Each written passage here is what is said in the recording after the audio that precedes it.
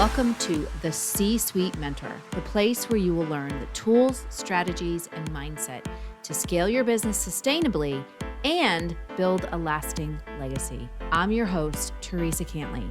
As a fellow CEO, I understand what it takes to scale a business to 7 and multiple 8 figures. It's not necessarily what you might think. It requires a complete shift in how you think, strategize, and execute key actions in your business. My mission is to help CEOs step back into the driver's seat of their business by optimizing their operations, empowering their team, and staying in total alignment with their big vision. So, are you ready to exchange everything that hasn't worked for strategies that will? You're in the right place, so let's go. Hello and welcome back. I wanted to talk to you today about, are you depositing as a leader or are you withdrawing? Are you a giver or are you a taker? Are you depositing into the connections that you have with people, the relationships that you have, whether it's with friends or family, or we talk a lot about your team. Are you depositing or are you withdrawing? Are you a leader who is considered a giver or are you a leader who is considered a taker? So when we talk about depositing, we're talking about what are you putting into the conversation? What are you putting into the relationship? When you walk into a room, what kind of knowledge are you sharing? Same thing with being a giver. Are you someone who creates a safe space? Are you someone who is a giver in that you are sharing knowledge? Or are you a taker? Are you just taking ideas? Are you taking credit for things? Okay.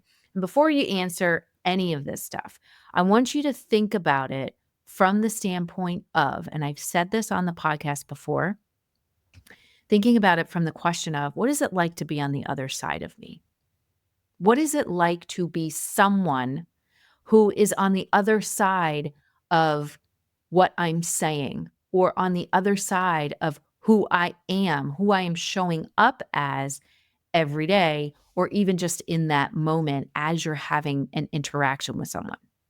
And I think many times over, and I know over the years I have found myself doing this, is we focus so heavily, because we're taught at a very young age, to focus on those external things. So as an example, you go through elementary school, you go through junior high, you go through middle school, up to high school, and you're constantly doing, you're constantly achieving, you're learning things, you're getting through from grade to grade to grade.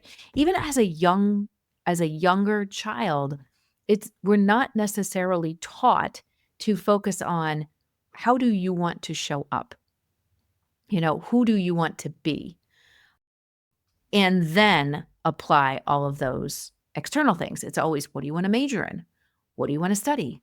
What do you want to do when you grow up? What do you want your career to be? Do you want to take ballet lessons? Do you want to play soccer? Do you want to play baseball? And I see it with my niece and my nephew all the time. And then we get through high school. And even in high school, it's that constant doing, that constant achieving, that constant, what do you want to go to school for? And then when we're in college, it's the same thing. And we got to get good grades. What do you want to major in? And then when you graduate, where do you want to, it's a race to find a job. And then we don't really focus on, who do we really want to be? How do we want to show up in this world? And when we get into a job, it becomes even more apparent, because now it's, well, we need to prove what we know. We need to do the things that we need to do so that we can get a promotion, or we can do, get another job, or whatever it is. And it's that constant chasing of something external. And now what we are seeing a lot of is business owners and CEOs and business leaders who have a lot of anxiety and depression, and it's at an all-time high, and just employees who are frustrated, who are struggling, who are, all of these external impacts from frustration and the unknown with our economy, and frustration and the unknown of, what's happening in the world, and just trying to keep up with that constant change, that we get caught up in all of that external stuff. I know even as an entrepreneur, I mean, every other day you hear of like new stuff coming out and you have to do this on Instagram and you have to do that on Instagram and you have to show up this way. And we're constantly like, it just can feel like a race. And I know that a long time ago, a mentor of mine said, because so many people talk about building a legacy out there. It's all over. You see, build a legacy business. And it's all based on what are you doing in your business or how much, like how big you've been able to build your business or what kind of business are you building? Or the fact that, I'm a grandparent, I have 3 kids, I'm a parent. And it's always these almost like these external things. And there isn't that emphasis on, or we've gotten away from that emphasis, or maybe that emphasis was never there on who do you want to be? Are you going to be someone who is going to deposit into others? Or are you going to be somebody who's going to be consistently withdrawing and constantly? I've been in entrepreneur groups where you always run into people who all they do is ask questions and want things. They ask questions and want things. They don't give back. And I know for me, I get really frustrated because there should always be a balance, or even just and this is just my opinion, I'm always one of those people who is constantly depositing. I've learned a lot of things, I've done a lot of things, I've experienced a lot of things, and I want to share that knowledge. So I am constantly depositing. But I think also, ever since I heard that question, what is it like to be on the other side of me? That thought always comes up, and it's based on, going back to what I was saying about legacy. Hold that thought. What I was saying about legacy is long ago, a mentor of mine said to me, the legacy that you are building and that you are leaving is how you have impacted the hearts and minds of the people that you connect with absolutely every single day. And how we impact hearts and minds is, back to what I was saying, asking ourselves that question, what is it like to be on the other side of me? And I know now, again, we have anxiety and depression and frustration. It is imposter syndrome. It is just off the charts right now, just because so much has happened. So much has happened with the economy, with businesses, with technology, just in the world. And it really takes a toll on people. So I have talked to many different leaders who have been struggling with employees being frustrated, being worried, people who have experienced spouses who have gotten laid off, businesses who have shut down, and just not really knowing like what the future holds and being frustrated and being afraid. So as leaders, I've had the question many times from clients of mine, people who are business owners, people who are just leaders in business. How do we navigate all of this? How do we get our team to focus on the projects that need to be done? How do we get our team to do the work that needs to be done? How do we just get our team to, to work together better? And my answer is, and I have an example of this, but my answer is, what have you asked the question, what is it like to be on the other side of me as a leader? And start there. Are you someone, and I've seen this with many business leaders, is they work on projects with their team, and when they go to present the results of the project to, higher level managers, they take the credit for it and don't give credit to the team who actually did the work and were part of the process. So again, are you depositing or are you withdrawing? So a real life example of this is I have an employee in one of the businesses that I run. And this employee, at one point in time, when they first started in the company, they were a phenomenal employee. They were always on time. They showed up as a leader. They were known as being very calm and level-headed. And over the past 9 months, I personally have seen them decline. And there have been speculation that there was some addiction in there. There was speculation that they were looking for another job. There was, because of course people talk. And I am one of those people. I always want to deal in facts, not what all these other people are saying, which, if you're a business leader, I am sure that you have navigated situations like that where people like to talk, right?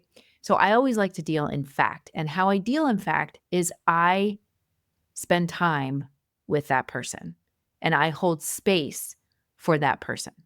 So when other managers who report to me, when they wanted to only deal with the external stuff, this person's not doing their job right, this person is late, this person is difficult, during their shifts when they're here. They wanted to solely deal with those external things. And in doing so, they have been known to be very controlling. And instead of doing that, because as I'm listening to all of these facts about the situation, I thought to myself, okay, there's something going on here. There's something there's something not right here, because I know what they were like and I know what they're like now. And again, what I've seen with many leaders is, instead of getting to the heart of the issue, they only want to deal with the external things. So what are they doing? They're being a taker. And what are they doing? They're withdrawing. So instead, what we want to do, or what I did in this situation, is, instead of having a very punitive conversation with this employee, instead, I thought to myself, what kind of a space do I want to create so that on the other side of me, this person feels safe, this person feels like they can share, and that person feels the empathy. Doesn't mean that they aren't going to have certain things that they need to work towards, or they aren't going to have expectations that are going to be set as far as performance. But before any of that, what I did was I created that space for this person to be exactly who they are in that moment, to let them know that there was a space of trust and that it was a space where they could really open up about exactly what was happening and share however much they wanted to share. And in the end, the conversation went from an employee who was struggling and having a lot of issues that were then impacting their job, to being able to face that situation.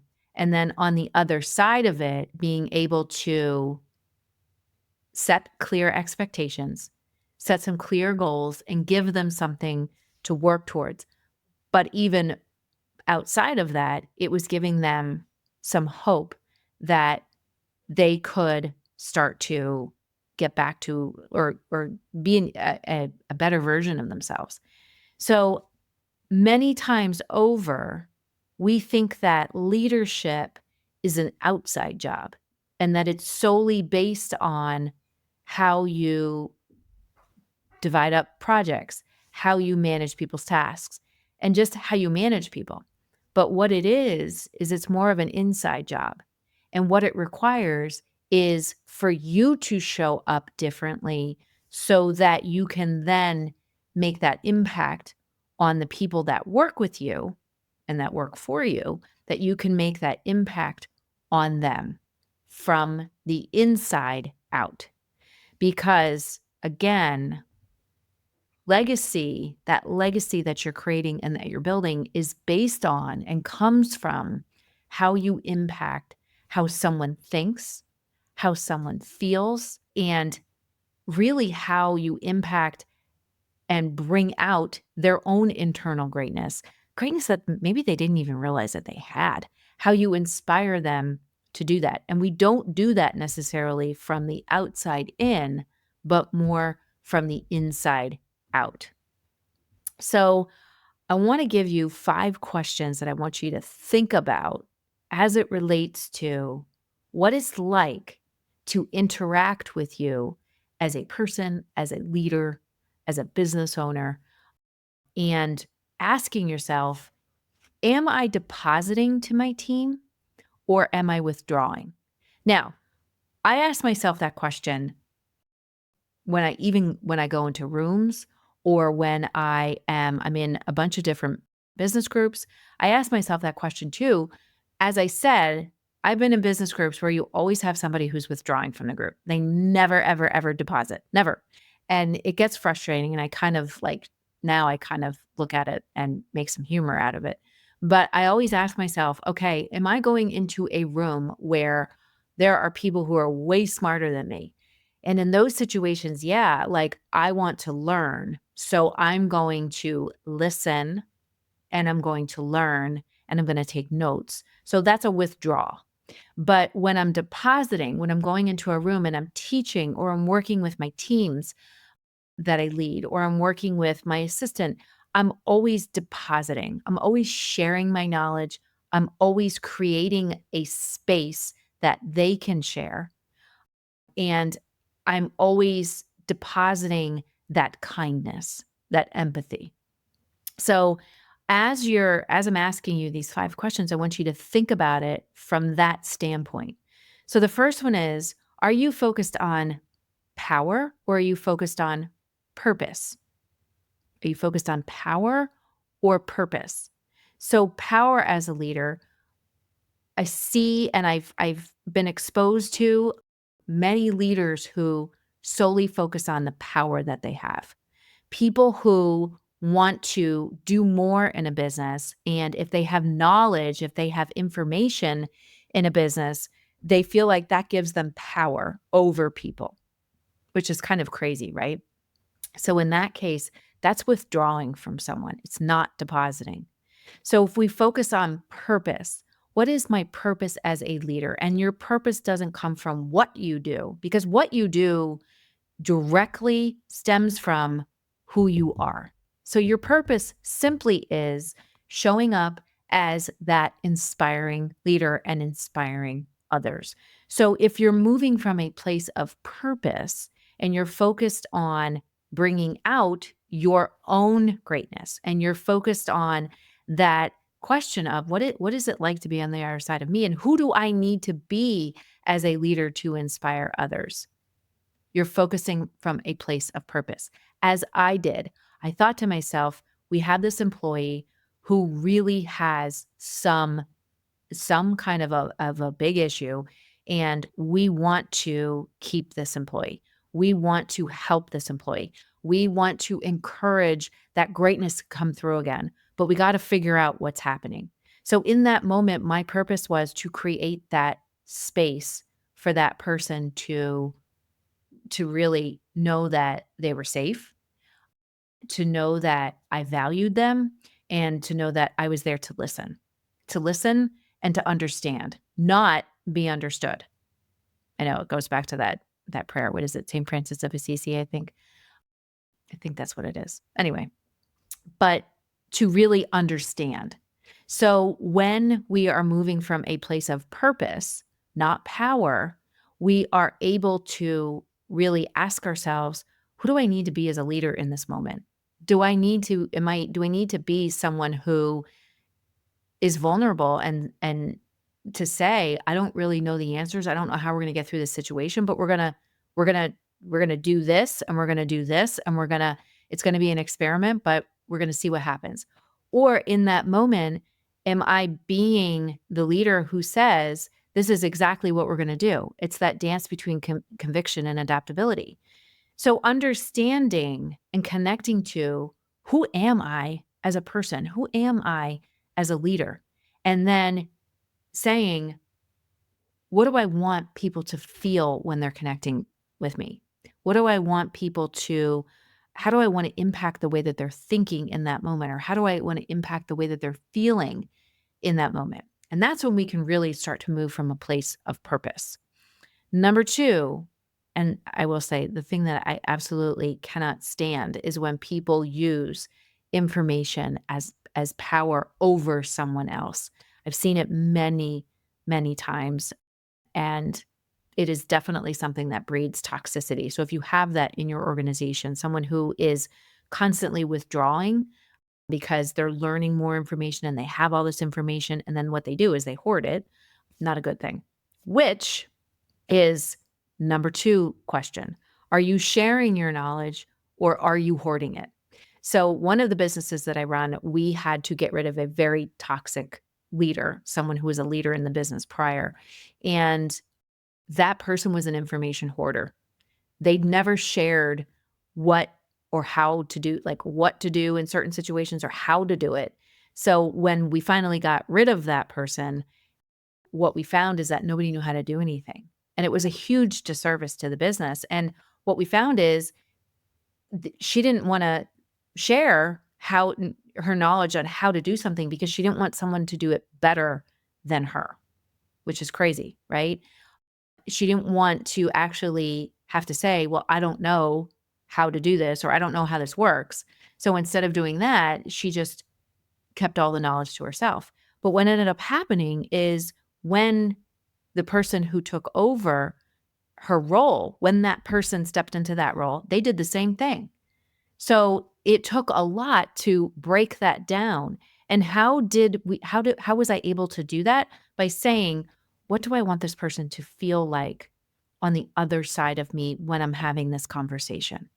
So obviously there was a lot of understanding and a lot of listening on my end to understand what this person was feeling or what they were thinking so that we could then say, okay, how are we going to fix this situation? Because obviously people in this business need to know how to do stuff.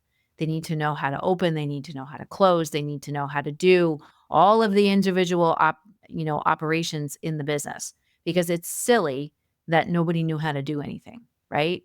But again, that came from the place of, we're not going to hoard knowledge. We're actually going to share it.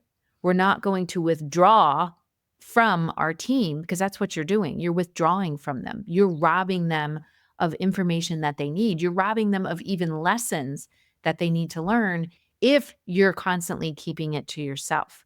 So instead, what we want to do is we want to deposit. We want to share the things that we know. And you know what? You might have someone on your team that is going to do it better than you do. And that's not a bad thing, right? It's not a bad thing, because if they're able to do, a task and they're able to do it better than you, that's great. Then what you do is you continue to encourage that greatness. You continue to encourage them to learn more, and you continue to be a teacher, right? So, because when we are vulnerable in that, and when we are able to let people rise to their own individual greatness, that's how we see different perspectives. We see different ways to handle situations. We see different solutions to stuff that maybe, we didn't think of before. That's a sign of a great leader. So, are you sharing your knowledge or are you hoarding it? Number 3, are you holding space for others? Are you creating that space for them? Are you holding space for them? So, should they have a challenge or a struggle or a frustration, are you holding space to help them to resolve it, to come to a solution, to help them find the answers for themselves simply by asking questions? Or are you just managing people? I have a new client who I've been working with for some time, and they were always like, well, I just need to manage this person. And most people think that managing people is you're just managing tasks. You're just making sure that they get their task done. And when he was saying, well, I have all these tasks that get pushed down from the owners of the business to me, then I push the tasks down to my staff. And, that's how I manage. And there's so much more to that. So it's holding a space to encourage others to learn. It's holding a space to encourage others to try new things, to come up with solutions. It's holding a space to look at it and say, okay, here's where my team is, here's where my department is, here's where my business is today, and where do we want to go? And then creating that space so that together you can co-create the goals, you can co-create the next projects, you can co-create the next initiatives. So are you holding space for others, or are you just managing? Number 4 is, are you leading from fear, or are you leading from faith? So when we lead from fear, and I talked about this a couple episodes ago, it shows up as overcomplication. The toxic leader that I talked about that we had to get rid of, that didn't tell anybody how to do anything, they also overcomplicated a lot of stuff. So people, something so simple as making French fries was such an overcomplicated process that everybody always just went along with it and said, well, this is how we make fries. And, our fries must be good because it's like 30 different steps to make French fries. And what we found is that overcomplication was coming from a place of fear because they didn't really understand how to do it any other way. And they also didn't want to take the time to do it any other way. So in order to make themselves look great or look like they were amazing, they overcomplicated the process, which actually costs the company money. So it comes from, when you're leading out of fear, it shows up as overcomplication. It shows up as, again, information hoarding. It shows up as someone taking credit for things instead of giving the credit to the team that actually collectively came up with something. It also shows up as constantly saying, well, I already know that, or I've been saying that for the longest time. That's how fear just presents itself. So if we lead in faith, what we're doing is if we have faith that we are a great leader. And that's how we then start to say, okay, my main goal is to understand what their special sauce is, as some people say, or what their genius is, their zone of genius, or what their greatness is. If we are leading out of faith, we want to find out what that is. We want to find out what their zone of genius is. We want to find out what is that thing that they do so amazing.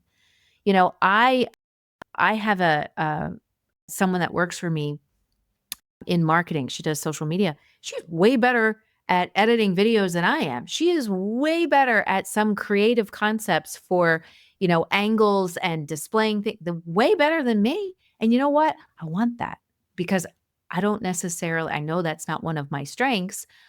And I also know that that's not necessarily where I want to spend my time.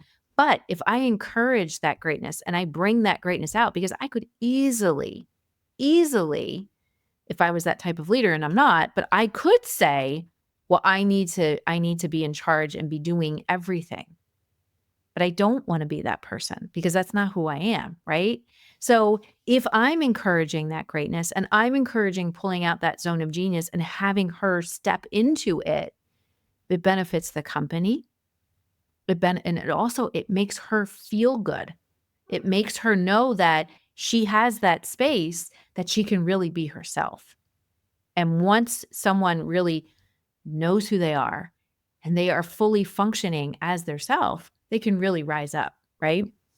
So are you leading from fear and taking credit when your team does a project and, maybe higher up managers are really happy with that project, and instead of giving the team credit, you just present the project and take the credit for it? Are you leading from that place of fear? I have another leader that I work with, and he talks all the time, no matter what you say, no matter what it is. Oh, well, I thought of that. Oh yeah, I thought of that. Oh yeah, I thought. It's crazy, right? That's fear. That's leading in fear. Or someone who says, oh, I'll handle that. Instead of saying, yeah, me and my team will get that. And then figuring out again, what each individual's greatness is and really aligning what needs to be done in your department or in the business, whatever, so that things can get done much better and really much faster and everybody feels good, right? Because everybody's contributing. The last question, are you mandating respect or are you part of the conversation? And this is an interesting one. And it's funny because I was listening to something this morning from my mentor, and it just happens that he was talking about this topic about how people say, I can't get my team to listen to me. They don't hear anything I say. I can't get my team to listen to me. I just don't understand. They should be listening to me, but they're not. And I don't understand why. And it's frustrating and I don't know what to do. And the thing is that are you mandating respect? Are you mandating what you're saying? Or are you being part of the conversation? So if you feel like people are listening to you, more often than not, people's brains, they have, you know, as he said this morning, they're thinking 17,000 thoughts per day. I mean, that's a lot. At one point I thought it was higher than that. People's attention spans are like not there. So thinking to yourself and saying, well, they should be listening to me because I am the manager, or they should be listening to me because I am the business owner. Okay, I get it. But maybe go back and say to yourself, maybe I just need to say it many times over. People think when they give the vision to the business, when they talk about the vision to their team, that they say it once and that's it. And I always say you can't set it and forget it. A vision is something that you need to talk about, and you need to talk about it again and again and again and again and again, because again, people have short attention spans and they're thinking 17,000 things a day, maybe even more than that, especially with all of the distractions that are happening in our society today. And the distractions, and he talks, and I'm going to go on a little sidebar here, but he talks heavily about social media being a huge distraction and social media creating, a very judgmental society. So people, if you're talking about a project or an initiative or something and people aren't quite getting it and you're like, why aren't they listening to me? What, like I said it, why aren't they listening to me? Maybe go back and ask yourself, what is it like to be on the other side of me? And maybe you need to change the way that you're communicating it. Maybe you need to change how you're saying it to them, or maybe the context that you're saying it. So maybe it's not them. Maybe it's something that you need to shift. So I know for me, one of the things that this was long ago, where I used to think to myself that when I was a younger manager, like, why are these kids, and I was a kid, why are these kids not listening to me? Why don't they get it? Why don't they just, it's so easy.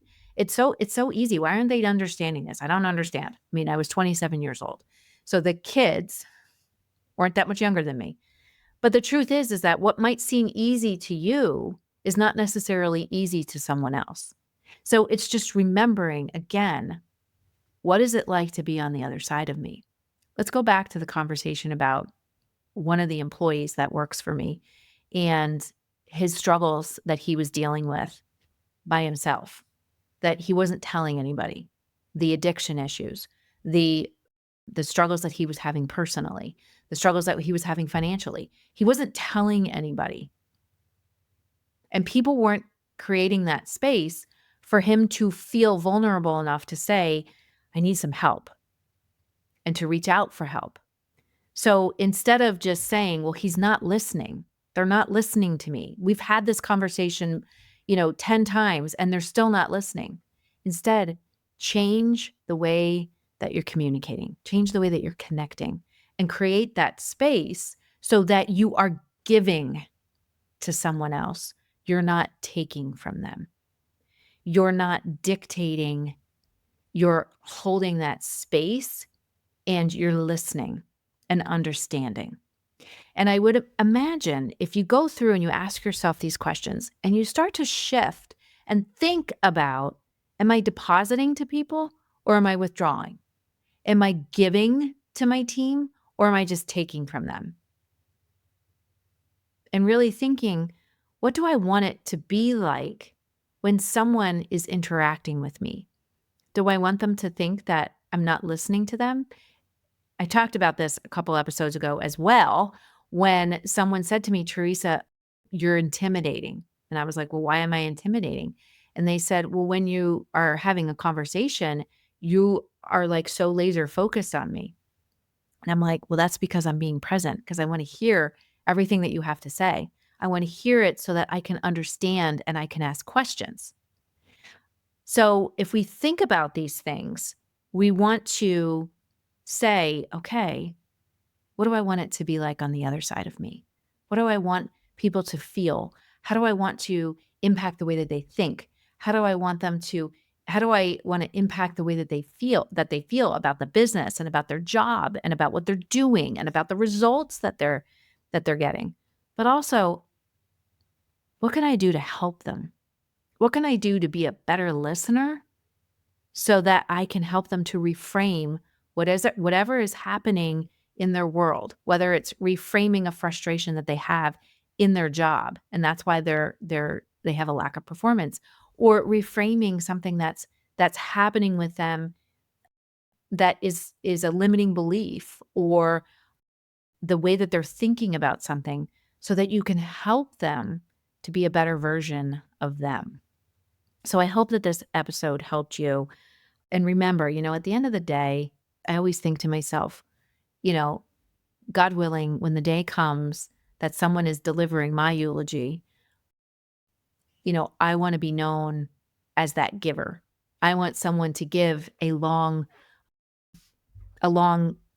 speech about me. When I was asked to give my business partner and my best friend, when I was asked to deliver her eulogy, I was told I had 3 minutes. And I was like, 3 minutes? How am I going to get 3 minutes to talk about someone who gave so much to so many people? So I got up there, I wrote my speech out, and my eulogy for her ended up being 20 minutes because she was such a giver. And she gave herself to everyone. She held space for people. She really helped people to be the best version of themselves. So there was no way I was going to deliver that in 3 minutes. So at the end of my life, I hope that someone delivers a 30-minute speech about me, because I make it my mission to be a giver, to deposit into the lives of others my knowledge, my time, my focus, my intention, my attention, and really to help them to have an even better experience with me and a better experience of life in general. So I hope that this episode helped you. And until next week, have a great rest of your week. Hey there. Thank you so much for listening. If you found value on this show, please follow the podcast so you never, ever miss an episode. And I would love, love, love if you would leave a review on Apple Podcasts or Spotify for me. Even better, share the show with a fellow business owner ready to step fully into their CEO leadership role. Because right now, more than ever, the world really needs next level leaders. And by the way, did you know you can text me all your questions and get real-time feedback? You absolutely can. Just text the word CEO to me at 610-215-2838 to get connected. One last goodie for you before I go. If you're ready to scale your business and have a co-creator working right by your side, my C-Suite Mentor Program may be perfect for you and your possible new second in command. Just visit thecsuitementor.com to get started.